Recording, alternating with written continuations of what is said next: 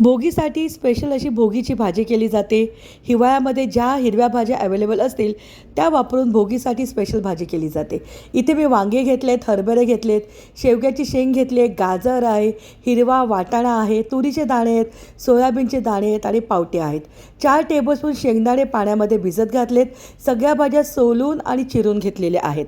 इथे वाटण्यासाठी भरपूर कोथिंबीर, हिरवी मिरची आणि आलं घ्यायची आहे। भाजीमध्ये मी इथे लसूण आणि कांदा नाही वापरला आहे। तुम्हाला आवडत असेल तर तुम्ही लसूण वापरू शकतात।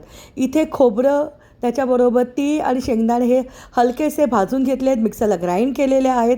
त्याच्यामध्ये कोथिंबीर, हिरवी मिरची आणि आलं टाकून थोडं पाणी घातलं आहे आणि याची मिक्सरला पेस्ट केलेली आहे। डिटेल रेसिपी डिस्क्रिप्शन बॉक्समध्ये दिलेली आहे, ती नक्की चेक करा। भोगीच्या भाजीमध्ये तेलाचं प्रमाण जास्त ठेवलं जातं। 6 ते 7 टेबलस्पून तेलामध्ये जिरं, मोहरी, हिंग ची फोडणी करून त्याच्यामध्ये वाटलेला मसाला परतलेला आहे। हळद, लाल मिरची पावडर, सगळ्या भाज्या घातल्या आहेत।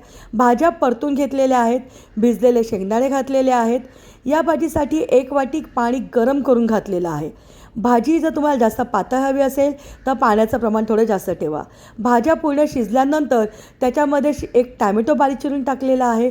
चवीप्रमाणे मीठ घातलेलं आहे। भाजी पूर्ण शिजल्यानंतर एक छोटासा मीठ घातलेला आहे, इथे गुळाचा खडा। तयार झाले अप्रतिम चवीची अशी ही भोगी स्पेशल भाजी।